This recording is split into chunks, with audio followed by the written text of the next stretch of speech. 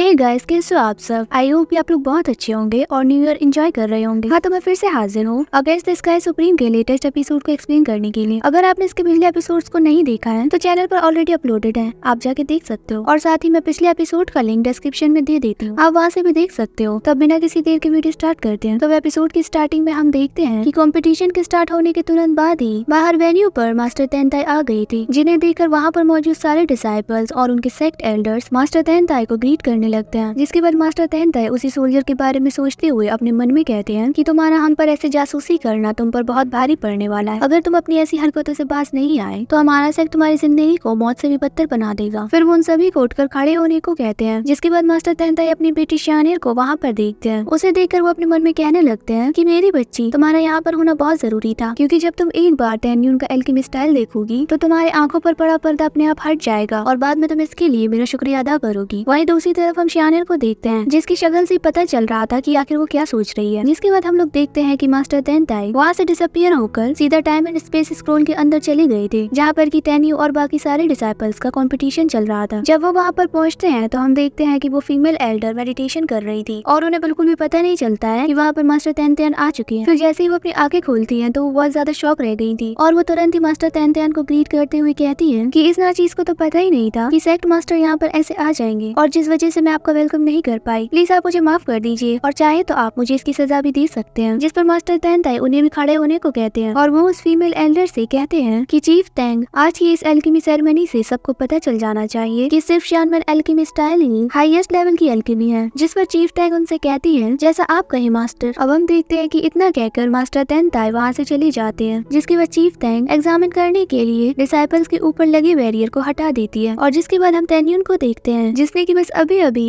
अपनी होली निर्वाणा फायर को बाहर निकाला था और इसके बारे में वेन्यू पर मौजूद मिस मिंग भी जान गई थी। जिसके बाद वो अपने मन में सोचने लगती है कि 15 दिन पहले मैंने ये निर्वाणा फायर मास्टर को दिया था, तो आखिर अब ये तेन्यून के पास कैसे हो सकता है। जिसके बाद मिस मिंग बहुत ही ज्यादा हैरान होकर कहने लगती है कि कहीं तेन्यून ही तो मेरा मास्टर नहीं। जिसके बाद उन्हें याद आता है कि एक बार उनके मास्टर ने कहा था कि मेरा डिसाइपल 3 मेजर सेक्ट कंपटीशन में फर्स्ट प्राइज जीतेगा। जिसके बाद मिस मिंग समझ जाती है कि वो तेन्यून ही था जो कि इसका विनर बना और इसीलिए ही वो इस बार मिस मिंग के लिए एल्डर्स का ऑड नंबर रिटन एग्जामिनेशन दे रहा है। ये सब जानकर तो मिस मिंग बहुत ही ज्यादा हैरान रह गई थी और जिसके बाद वो अपने आप से कहती है कि जिस पर्सन से मैंने इतने सालों तक प्यार किया वो ये कैसे हो सकता है। अब हम देखते हैं कि मिस मिंग बहुत ही ज्यादा सैड हो गई थी। जिसके बाद वो वहाँ से सीधा शिंगफेंग के पास आती है। अब उसे देखकर शिंगफेंग कहने लगते हैं कि आखिर अभी आप यहाँ पर क्या कर रही हैं, क्योंकि आज तो शानमैन डेनमार्क में ऑड नंबर सेरेमनी चल रही है ना। जिस पर मिस मिंग उनसे पूछने लगती है कि अभी के लिए आप इन सब बातों को छोड़ दीजिए और मुझे बस इतना बताइए कि 6 साल पहले जब मैं शानमैन में कैद थी तो इसके बारे में मेरे मास्टर को कैसे पता चला। जिस पर शिंगफेंग कहने लगते हैं कि मुझे सब कुछ क्लियरली याद है कि जब तेन्यून ने अपनी मौत का नाटक किया था तब आपके मास्टर तेन्यून की कब्र पर गए हुए थे और तभी मैं वहाँ पर उनसे मिला था। और जिसके बाद मैंने उन्हें बताया कि आपको शानमैन में बंदी बना लिया गया है। जिस पर मिस मिंग उनसे कहती है कि आज से 6 साल पहले 23 मार्च को तेन्यून लिंगशन गार्डन में था। जिस पर शिंगफेंग कहने लगते हैं कि उस दिन जब मैंने मेरे डिसाइपल याओ यान को बुलाया था तब उसके साथ वहाँ पर तेन्यून प्रेजेंट नहीं था। फिर मिस मिंग बहुत ही ज्यादा सीरियस होकर सोचने लगती है कि उस दिन मास्टर विंगशिंग हॉल में थे, जहाँ पर वो मुझे विंगशिंग डिवाइन कोड सिखा रहे थे और उस दिन तेन्यून भी लिंगशन माउंटेन के आसपास ही होगा। वो ये सब सोच ही रही होती है कि तब ये अचानक से शिंगफेंग कहने लगते हैं कि वैसे उस दिन मैं तेन्यून से विंगशिंग पैलेस में भी मिला था। अब ये सुनकर मिस मिंग हैरान रह गई थी और वो उनसे पूछती है कि क्या आप मुझे एग्जैक्ट टाइम बता सकते हैं। जिस पर शिंगफेंग कहने लगते हैं कि मैं उससे बस थोड़ी देर के लिए ही मिला था, इसीलिए मुझे एग्जैक्ट टाइमिंग याद नहीं। अब ये सब सुनकर मिस मिंग को अपने आप पर बहुत ज्यादा गुस्सा आ रहा था और वो अपने मन में कहती है कि उस दिन बेकार में ही मैंने विंगशिंग पैलेस को छोड़ा। अगर मैं ऐसा नहीं करती तो आज मुझे इतनी परेशानियों का सामना नहीं करना पड़ता। जिसके बाद शिंगफेंग मिस मिंग से पूछने लगते हैं कि आखिर हुआ क्या उस लड़के तेन्यून ने फिर से आपको ऑफेंड किया है। जिसके बाद हम देखते हैं कि मिस मिंग अपने पास की मेमोरीज को याद करने लगती है और फिर वो शिंगफेंग से कहती है कि नहीं, ऐसा कुछ भी नहीं हुआ है, मैं बस कुछ याद कर रही थी। तेन्यून तो बहुत अच्छा है, उसने ऐसा कुछ भी नहीं किया है जिसकी वजह से उसे मुझसे माफी मांगनी पड़े। जिसके बाद वो फिर से शानमैन डेनमार्क सेरेमनी में जाने के लिए वहाँ से निकलने लगती है, लेकिन जाते जाते वो शिंगफेंग से कहती है कि आज मैंने आपसे जो कुछ भी पूछा उसके बारे में आप तेन्यून को मत बताना। इतना कहकर वो वहाँ से निकल जाती है। अब हम नेक्स्ट सीन में मिस मिंग को ही देखते हैं, जो कि रोते हुए अपने आप से कहती है कि वो पहला इंसान जिससे कि मैंने प्यार किया वो तो मेरा ही डिसाइपल है, और इससे भी ज्यादा बुरी बात तो ये है कि उसकी पहले से ही एक फियांसे है जिससे कि वो बहुत जल्द शादी करने वाला है। ये सब सोच कर मिस मिंग का बुरा हाल हो रहा था। वो सोच रही थी कि आखिर वो इंसान तेन्यून ही क्यों है। जिसके बाद नेक्स्ट सीन में हम तेन्यून को देखते हैं, जो कि पिल रिफाइन करने की बजाय प्रैक्टिस कर रहा था। ये देखकर वेन्यू पर मौजूद कुछ डिसाइपल्स कहने लगते हैं कि आखिर ये किस तरीके का इंसान है, जहाँ पर दूसरों को लगता है कि पिल को रिफाइन करने के लिए ये टाइम काफी नहीं है, वही ये लड़का ऐसे प्रैक्टिस कर रहा है। वही एक और डिसाइपल कहता है कि ये टाइम एंड स्पेस स्क्रोल में इस वजह से गया है कि वो कल्टीवेशन करके अपना लेवल अप कर ले। आखिर देखो तो ये कितना बेशरम इंसान है। जिसके बाद अचानक से वहाँ पर मिस मिंग आ जाती है और वो डिसाइपल्स की बातों को सुनकर उनको घूरना शुरू कर देती है, जिस पर वो डिसाइपल्स भी आपस में खुसफुसाने लगते हैं कि आखिर ये कहाँ पर गई हुई थी। जिसके बाद मिस मिंग टैन्यून की तरफ देखते हुए कहती है कि अब जबकि आप मेरे मास्टर हैं तो पक्का ये सब करने के पीछे आपके कुछ न कुछ रीजन जरूर होंगे। जिसके बाद हम टैन्यून को ही देखते हैं जिसने की बहुत देर कल्टीवेट करने के बाद अपना लेवल अप कर लिया था। लेकिन हम देखते हैं कि वो यहीं पर नहीं रुकता, वो उस टाइम एंड स्पेस स्क्रोल के अंदर मौजूद डिवाइन एनर्जी को अब्सॉर्ब करना शुरू कर देता है। वही हम दूसरे सेक्ट एल्डर्स को देखते हैं जो कि अपने रिफाइनमेंट प्रोसेस में लगे हुए थे। जिसके बाद वेन्यू पर मौजूद डिसाइपल्स कहने लगते हैं कि ऐसे तो टैन्यून पक्का हार जाएगा क्योंकि वो अभी भी प्रैक्टिस ही करे जा रहा है। टैन्यून का कल्टीवेशन प्रोसेस बहुत ही तेजी से आगे बढ़ रहा था, साथ ही उसने अपनी 10 स्प्लिट बॉडीज को भी एक्टिवेट कर लिया था। फिर हम चीफ टैंक को देखते हैं जो कि सोच रही थी कि बहुत सारा टाइम जा चुका है और टैन्यून ने अभी तक पिल को रिफाइन करना शुरू तक नहीं किया, ऐसे तो वो अपनी ही लगाई गई शर्त को हार जाएगा और जिसके बाद फोर्थ एल्डर उसे मार डालेंगे। वो आगे कहती है तुम चाहे अपने रियलम को कितना ज्यादा ही इम्प्रूव कर लो लेकिन इससे कोई भी फर्क नहीं पड़ने वाला, ये सब बेकार है। वही दूसरी तरफ हम टैन्यून को देखते हैं जिसे कि इन सब चीजों से कोई फर्क नहीं पड़ रहा था। जिसके बाद टैन्यून अपने आप से कहने लगता है कि इनमें से ज्यादातर लोगों ने हर लेवल को ब्रेक थ्रू कर लिया है। फिर वो दातो उसे कहता है कि अभी के लिए तुम अंदर ही रहो क्योंकि फिलहाल मुझे तुम्हारी जरूरत नहीं, मैं कुछ टाइम के बाद एलेक्जर्स को रिफाइन करना शुरू करूंगा। तो अब इसी सीन के साथ ये वाला एपिसोड यहीं पर एंड हो जाता है। टैन्यून के दिमाग में पक्का कुछ न कुछ तो चल रहा है, वो ऐसे इतनी आसानी से हार तो नहीं सकता और वैसे भी उसे अपने भाई की मौत का बदला भी लेना है। तो देखते हैं कि आखिर टैन्यून क्या करता है।